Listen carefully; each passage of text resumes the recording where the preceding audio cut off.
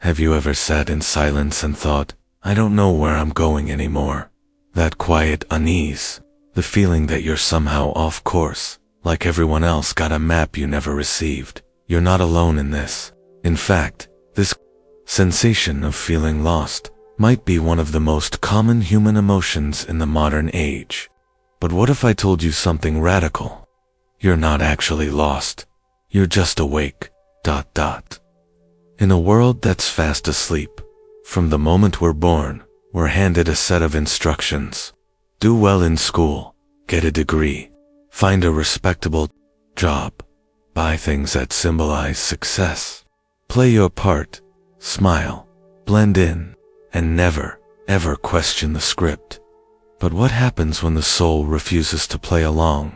Carl Jung once said, the most terrifying thing is to accept oneself completely. But it's not just the self we're afraid of. It's realizing that the world we were trained to navigate may have never been built for truth. See, feeling lost isn't a malfunction. It's a signal, a whisper from the part of you that still remembers who you were before the programming began. In a society obsessed with productivity, speed, and surface-level happiness, the idea of not knowing your path is treated like failure. But existential discomfort, that gnawing, aching confusion, is often the first sign of awakening. You're not broken. You're misaligned with a machine that rewards numbness. A world where checking the right boxes is more important than asking the right questions. Where silence is feared, because, in silence, the illusion starts to crack. Philosopher Kierkegaard once wrote, the most common form of despair is not being who you are, and yet, we're trained to trade authenticity for acceptance, to wear identities like costumes, until one day, we forget what's underneath. But the problem isn't you, it's the cultural software running beneath, the surface telling you that your worth is measured by how well you fit into the system, a system that doesn't care if you feel hollow, as long as you function. What we call feeling lost might just be the first act of rebellion. Because if you were truly lost, you wouldn't be questioning at all. You'd be numbed out, scrolling endlessly, chasing pleasures that never fulfill. To feel lost means you've already begun to wake up. You've started to realize, maybe the map they gave you leads to nowhere. And that's the real secret. The world isn't designed to help you find yourself. It's designed to keep you busy enough that you never look. Modern society offers distraction as a cure for depth. Scroll instead of reflect, buy instead of feel, perform instead of exist. So when your soul starts whispering that something is wrong, it's not a malfunction to fix. It's a message to listen to. The discomfort is sacred. It means you've started to see through the noise. And yes, that moment is terrifying, because no one tells you what to do when the system's answers no longer satisfy, when success feels empty, when certainty collapses, when the masks no longer fit. But what if that's not the end? What if it's the beginning? Being lost is the fertile soil where true direction is born, not the kind handed to you, but the kind you uncover through silence, solitude, and courage. The world will call it crisis. Philosophers call it awakening. So if you've ever felt like a stranger in your own life, if you've ever looked around and wondered, is this really it? Then maybe, just maybe, you're not lost. You're just awake in a world that's forgotten how to see. And now that you see, there's no going back, because the illusion only works when you believe in it. And once it breaks, the real journey begins. Not to follow another map, but to realize you were never meant to follow one. You were meant to create your own. We live in a world that appears awake, always moving, always connected. Cities glow through the night. News cycles spin endlessly.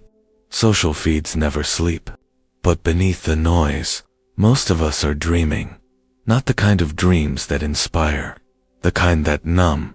What if this reality, this life we call normal, is a carefully manufactured illusion, not out of some grand conspiracy, but through quiet conditioning, repeated so often that we mistake programming for truth? This is the sleeping world, and almost no one realizes they're asleep. From the very beginning, we're shaped. The moment we enter school, curiosity is traded for obedience. We memorize answers, but forget how to ask real questions. We learn how to pass tests, but not how to think.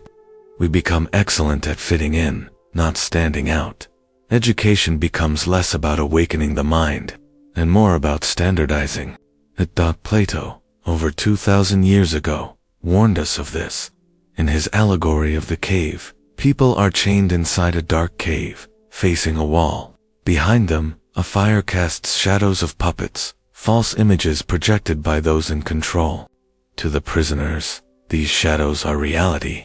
Until one of them breaks free, he escapes the cave, sees the real world, and when he returns to share the truth, no one believes him. Because when illusion becomes comfort, truth becomes a threat. This isn't just metaphor, it's the foundation of how modern societies function. In Aldous Huxley's Brave New World, there is no dictatorship, no visible chains. People are sedated, not through violence, but pleasure. They are given constant entertainment, instant gratification, synthetic peace. And because of that, they stop caring that they're not free. Sound familiar? We're told what to desire, who to be, what success looks like. And we comply, not because we're forced to, but because it feels easier than facing the discomfort of questioning it all. Edward Bernays, the father of modern propaganda and nephew of Sigmund Freud, understood this power all too well. He wrote, "The conscious and intelligent manipulation of the organized habits and opinions of the masses is an important element in democratic society. In other words, control the narrative, and you control the people, not through fear, but through habit, through carefully crafted messages that shape what we think is normal. Advertising doesn't just sell products, it sells identity. It tells you what to wear, who to admire, what lifestyle equals worth. And just like that, the mind is hijacked. The media doesn't need to lie outright. It only needs to frame the story, limit the questions, decide what gets attention, and what doesn't. This is not always done maliciously. Often, it's done mechanically by systems built for profit and efficiency, not truth. And so, a sleeping world is born. Behaviorist psychologists like B.F. Skinner showed that humans can be trained, like animals, through reward and punishment. And society rewards those who conform. The student who follows instructions, the employee who never challenges authority, the citizen who doesn't ask why. Meanwhile, those who deviate, who think too deeply, feel too much, resist the program are labeled difficult, broken, lost. But maybe they're just awake. There's a reason silence is so rare now. We fear it because in silence, the noise fades. And when the noise fades, we're left with ourselves, unfiltered, uncontrolled, uncomfortable, and in that discomfort, real awareness begins. But awareness is dangerous to a system that thrives on sleep, because once you see the strings, you stop dancing to someone else's rhythm. You start asking, who am I beneath the programming? What if everything I've been taught to want was designed to keep me distracted? People don't stay asleep because they're foolish. They stay asleep because waking up hurts. It means facing the unknown. It means taking responsibility for your thoughts. It means tearing down the safe illusions that have kept you numb for years. But here's the paradox. The longer you sleep, the more the world turns into a dream you don't control. The more you wake up, the more painful it becomes. But the more real you finally feel. So the question isn't, are you lost? The real question is, are you awake? Because most of the world isn't. And the moment you begin to see through it, to the mechanisms of control, the scripts you never wrote, the beliefs you never chose, you start to feel something powerful. Not fear, not confusion, but freedom. And once you taste it, there's no going back. There comes a moment, subtle, unsettling, when the silence of the world becomes too loud to ignore. You're going through your daily motions, doing everything you've been told leads to a good life. You have the job, the degree, the relationships. On the surface, it all fits. But something doesn't feel right. It's not depression, not anxiety. It's dissonance. Like a faint whisper beneath your thoughts, saying, "This isn't it." This is the moment the inner alarm clock rings. Most people snooze it. They reach for distraction, more work, more entertainment, more social validation. But some pause. They listen. Why? Why do some begin to question everything, while others cling tighter to the script? Carl Jung called this process individuation, the act of becoming truly yourself, not the version of you crafted by society. Individuation begins with discomfort, a break from the herd. You start to realize your thoughts aren't really your own. Your dreams, the ones you chase with such desperation, were planted there, not chosen. That's when the mind resists. It's easier to keep sleeping, but for some, it's already too late. Once the curtain has been pulled back, it cannot be closed again. Viktor Frankl described it as an existential vacuum, a hollow space inside where meaning should reside. In the postmodern world, many fall into this void, not because they lack opportunity, but because the opportunities feel meaningless. People work jobs they hate, buy things they don't need, and distract themselves to death, all to avoid asking a terrifying question. What is the point of all this? This question is the spark of awakening, and it rarely arrives in comfort. It often begins in solitude, in the late hours when the notifications stop and the noise fades. Alone with your thoughts, a strange realization creeps in. You've never truly met yourself. You've been performing a role, a mask, a polished version of what the world asked you to be. But who were you before the world told you who to be? History is filled with people who heard that inner alarm and answered it. Galileo, when he dared to claim the earth wasn't the center of the universe, faced ridicule and punishment. But he couldn't unknow what he had seen. His eyes had opened. Socrates, who roamed Athens asking uncomfortable questions, was sentenced to death. His crime, challenging the illusions of the elite. His defense, that the unexamined life isn't worth living. Whistleblowers like Edward Snowden or Chelsea Manning felt the internal rupture between truth and obedience. And when truth began to scream louder than fear, they chose to act, not for glory, but because they couldn't live with the lie, the common thread. A moment when reality cracks, and through that fracture, light begins to pour in. But it's not romantic. Awakening is painful. It's alienating. As G.I. Gurdjieff once said, when one realizes the full extent of the sleep, despair is almost inevitable. You begin to see how much of life is automated. Your thoughts, your habits, your beliefs, all shaped by invisible systems you never consented to. At first, it's tempting to go back, to play along, pretend you never noticed. But you can't. Once you feel the edges of the illusion, it becomes impossible to stay inside it. And so, you're forced to walk a different path, a quieter one that leads inward before it can move outward. This is the crisis before transformation. Not a breakdown, but a breaking open. A shattering of everything false so that something true can emerge. The moment you begin to ask, why am I doing this, instead of what's next. The moment you question whether success is even your dream or just a borrowed metric. The moment you realize your discomfort isn't a sign of weakness, but a signal. A message from the deeper self that says, you're not lost, you're just waking up. And that's the most dangerous thing you can do in a sleeping world. Wake up, because once you do, you begin to see through everything. The manipulation, the programming, the illusions passed off as truth.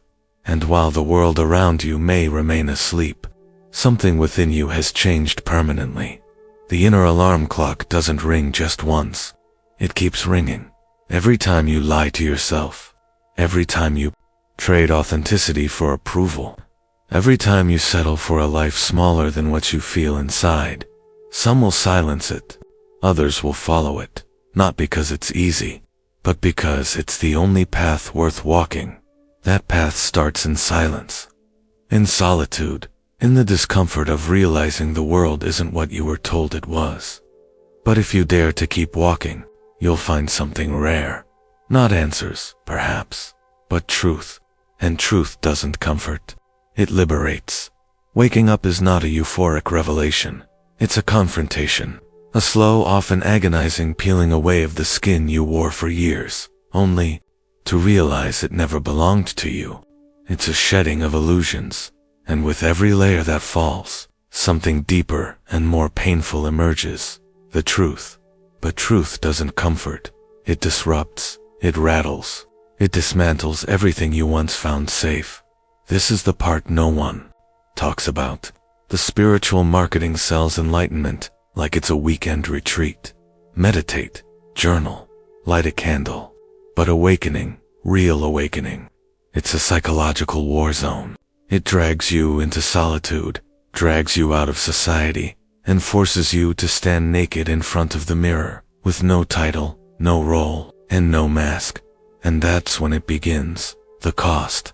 The first price you pay is isolation.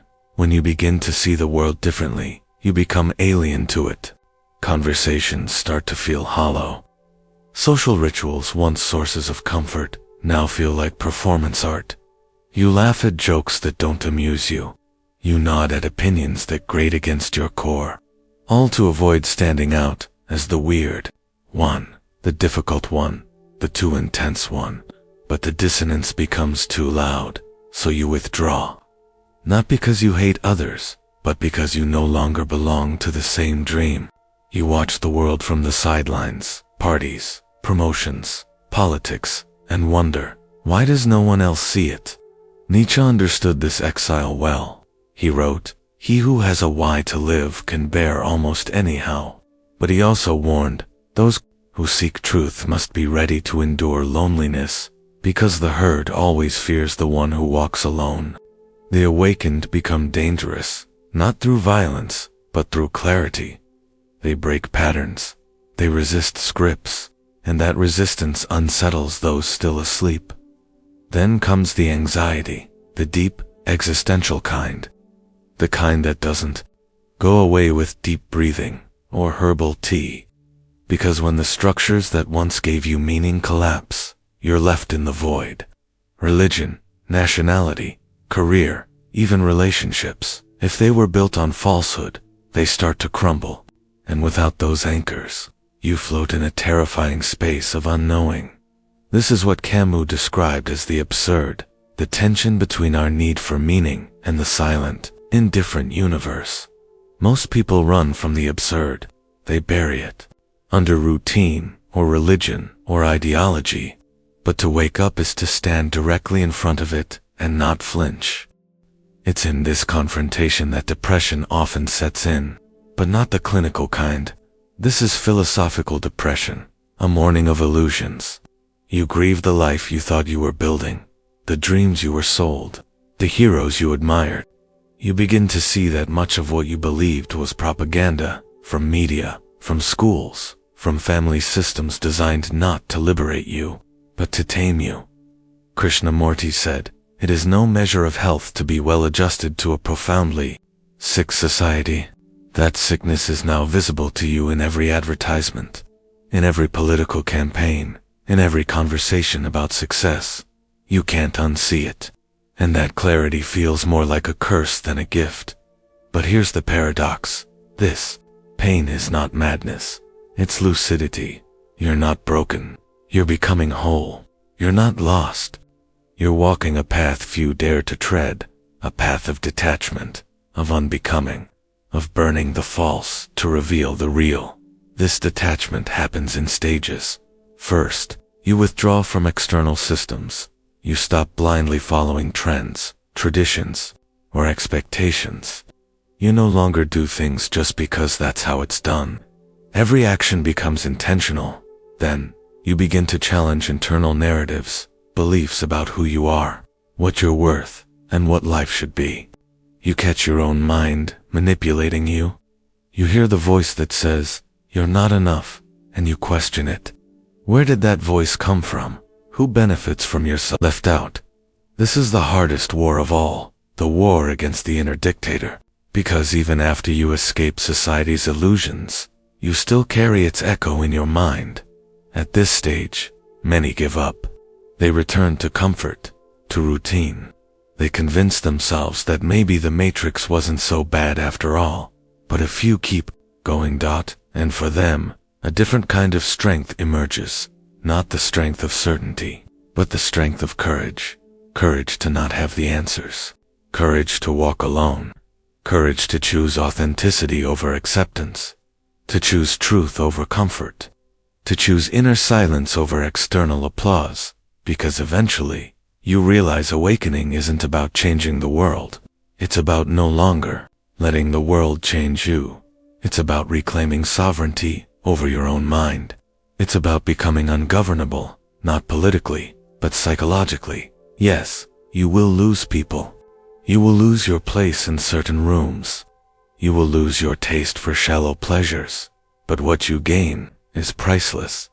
You gain the ability to see clearly, to live consciously, to love deeply, not because you need, but because you understand. You gain freedom. Not the kind sold in slogans, but the kind that exists when nothing owns you. Not fear, not ego, not society. And in that freedom, the pain fades. Not because life gets easier, but because you get stronger. Not stronger in muscle, but in spirit, in presence, in integrity. Waking up is not a destination. It's a continuous dying of ego, of illusion, of everything that is not true. And every time you die, something more real is born. So yes, waking up comes at a cost, but staying asleep costs everything. What does it really mean to be awake? Not just alert, but awake. Not in rebellion, but in alignment. Not in constant war with the system, but at peace within yourself, despite the system. This is the paradox that most people miss. To be awake isn't to scream at the world.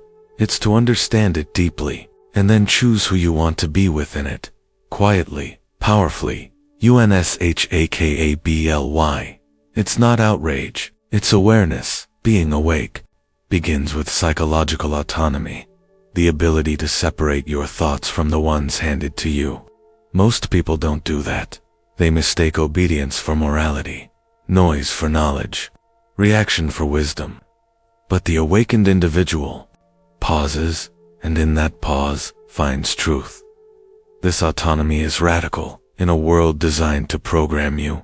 Every billboard, every headline, every social script is a suggestion, whispering who you should be, what you should want, what you should fear.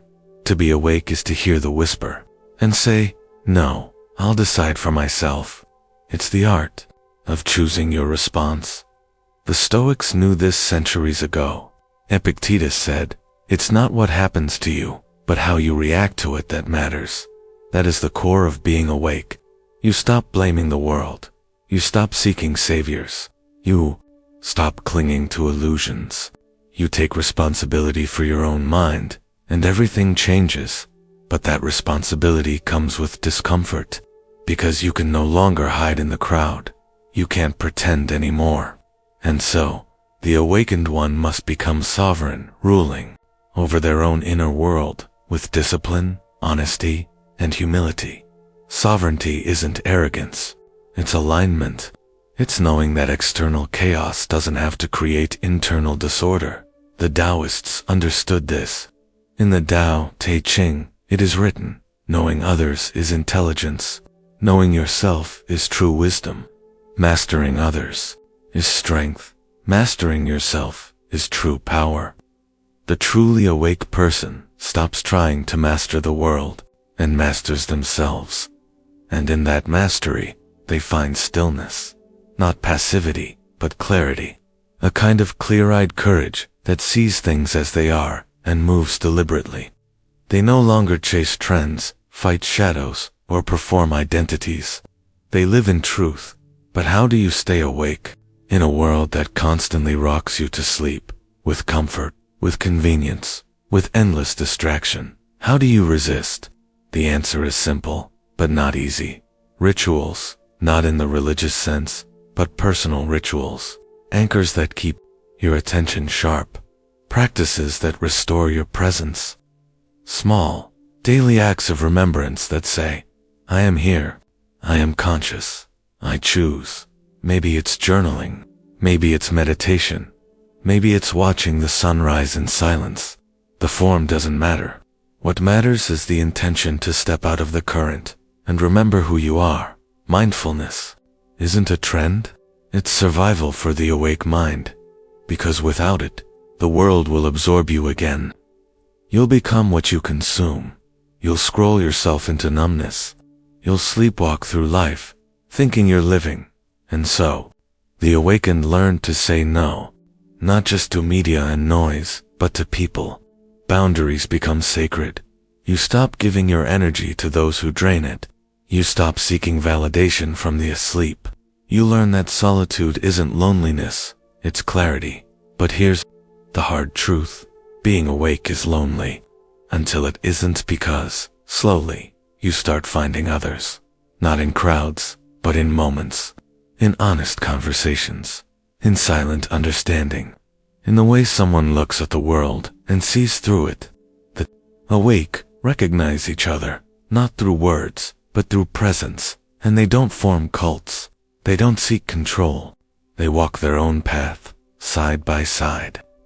Without attachment, real-world examples of these individuals exist not as celebrities, but as quiet warriors, people who left comfort to seek truth.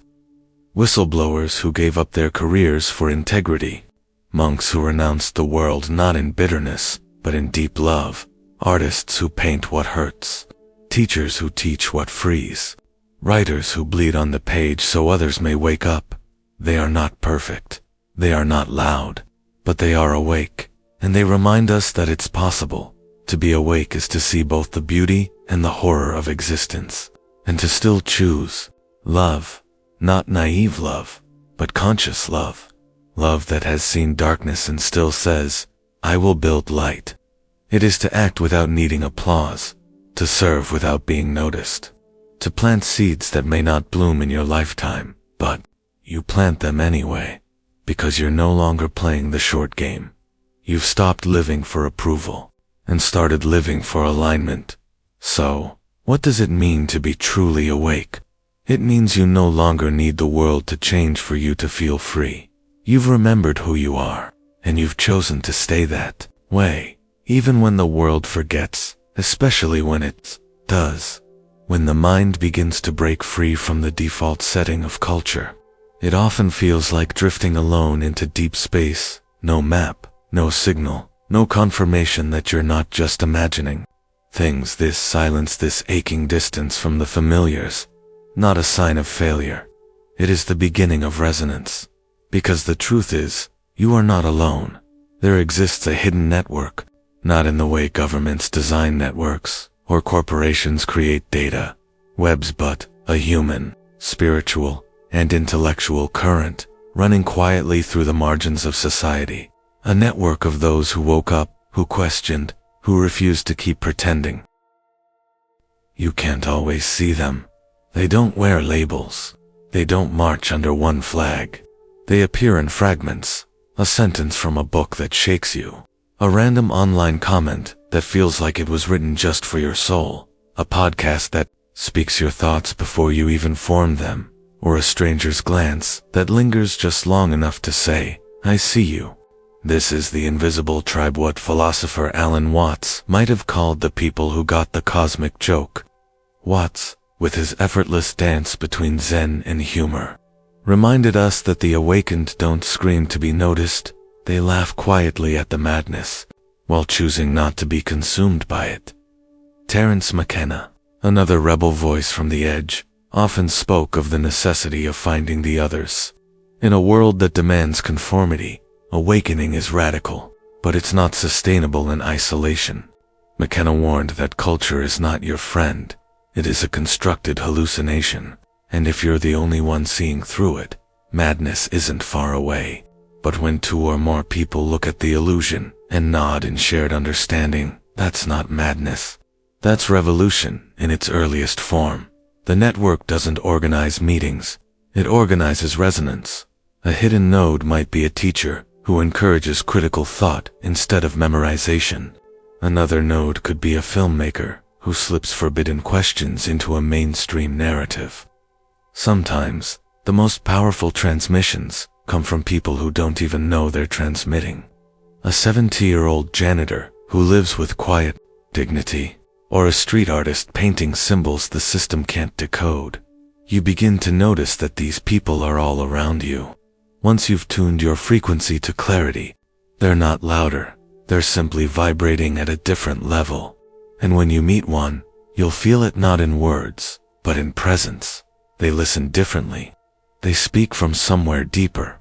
They are unbothered by trends, immune to artificial urgency. This is not about forming a new tribe to oppose the old. That would just be another illusion.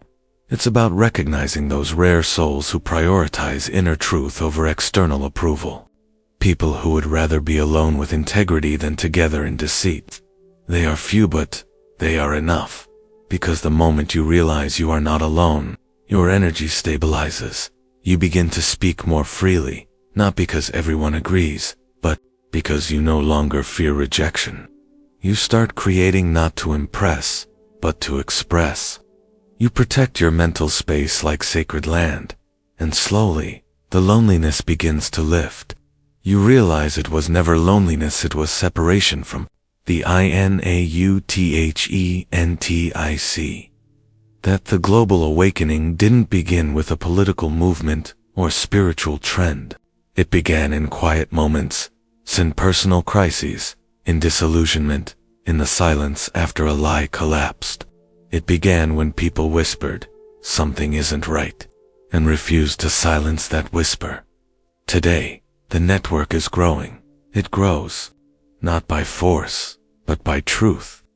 Every book read with curiosity, every hour spent in deep thought instead of shallow scrolling, every friendship built on vulnerability instead of performance. That's how the network expands. It's not visible on the surface, but it's real, and its power lies not in confrontation, but in coherence. When you find someone else who sees what you see, your mind relaxes. You stop feeling the need to over-explain yourself. You stop arguing to prove, and begin sharing to connect. That connection doesn't need validation, simply exists, quietly powerful. Authenticity is the magnet of the awake, not ideology, not identity, not perfection, just presence. Some find this network in ancient philosophy, others in poetry, jazz, psychedelics, nature, or silence. It doesn't matter how the signal is received. What matters is that the signal is real. And the more you live in truth, the more the signal amplifies. You begin to meet yourself through others, not the mask you've worn for years, but the being you buried to survive. Every real connection becomes a mirror not of who you were told to be, but of who you are. And so the journey becomes less about escape and more about return. Return to clarity, to simplicity, to honesty. You'll lose people. You'll outgrow versions of yourself. But in their place, you'll gain a life that doesn't need filters to feel real. This network of the awake may never trend on social media, may never win elections, may never build empires, but it doesn't need to. Its influence is measured in shifted paradigms, in softened hearts, in silent courage. The system survives on noise, but awakening happens in quiet. The moment you stop performing, you start living. So if you're feeling alone right now, don't confuse disconnection from the artificial with disconnection from humanity. You are not alone. You are simply among the first to remember what being real feels like. And those who remember eventually find each other. In books, in words, in glances, in silence. The network is alive, and it's waiting for you to trust your signal. You were handed a map the moment you were born. It came in soft lullabies and school bells, in report cards and national anthems. It told you what matters, what to chase, what to fear, what to avoid, what to become. But here's the truth that cracks the illusion. That map was never meant to lead you to freedom. It was designed to lead you in circles, comfortable, predictable, compliant circles. The real world isn't on that map. Your potential isn't on that map. Your truth, that burning voice within you, isn't on it either, because the map you were given was never yours to begin with. It was theirs, the institutions, the advertisers, the systems that needed you to fit in so they wouldn't fall apart. And fit in you did. You walked their roads, you climbed their ladders, you followed their coordinates. But eventually, something cracked. Maybe it was a quiet breakdown. Maybe it was a moment of intense boredom. Maybe it was a haunting thought while lying in bed. Whose life am I really living? That's when the journey truly begins. That's when you realize you don't need their map, you need your own. And it's terrifying, because now, there's no route, no GPS, no voice saying, turn left. Only silence, only uncertainty. But also, for the first time, freedom. This is what Joseph Campbell called the hero's journey. Not a journey of comfort, but of chaos. Not a journey of answers, but of deeper, more honest questions. The hero's journey always starts the same way, in the ordinary world, the scripted world. Then comes the call to adventure. But most ignore it. They hit snooze. They stay safe. But if you're listening, truly listening, you can't unhear it. That call echoes in your bones. It tells you, there's more. You step out, and at first, you're lost. But slowly, you begin to write your own map. Not with ink, but with experience, with solitude, with mistakes, with raw, unfiltered living. You begin to see life, not as a series of duties, but as a piece of art. Your thoughts become brushstrokes. Your choices become color. Your voice becomes design. And suddenly, you're not surviving inside the system. You're creating outside it. You stop chasing applause and start chasing alignment. You stop asking, what should I do? And start asking, what resonates with who I really am? You're no longer motivated by fear of being wrong. You're motivated by the beauty of becoming real. This shift isn't rebellion for rebellion's sake. It's not about tearing everything down. It's about rebuilding from a place of truth, from presence, from consciousness. And here's the secret. You don't need to burn down the city to escape it. You just need to wake up inside it. You start observing the world like a lucid dreamer. You see the patterns, but you're no longer controlled by them. You speak the language, but you don't lose yourself in the noise. You play the game, but on your terms. You don't need permission anymore. You need presence. You need inner alignment. You need the courage to walk a road that no one else understands, because it was never meant for them. This is what it means to be an artist of life. Not someone who rebels loudly, but someone who creates silently. Someone who designs their own rituals, chooses their own definitions of success, and writes their own chapters, one conscious breath at a time. And yes, it's lonely at times. Yes, people will not understand. They'll say you've changed. They'll say you're selfish. But remember, people addicted to the map will always mock the explorer. They can't see the view you've discovered. They don't feel the depth you've touched. They don't hear the music you've composed in the silence. But you do, and that's enough. You learn to trust the compass within, not the loud compass. Not the anxious one, but the quiet, steady one that's always been there. You find power in small rituals. In writing, in walking, in sitting, in stillness, in choosing what enters your mind, what leaves your mouth, and what grows in your spirit. That's how you write your map, not by following trends, but by following truth. And what's remarkable is this: the more you walk your own path, the more others are inspired to question theirs. You don't have to preach. You just have to live, authentically, quietly, radically, awake.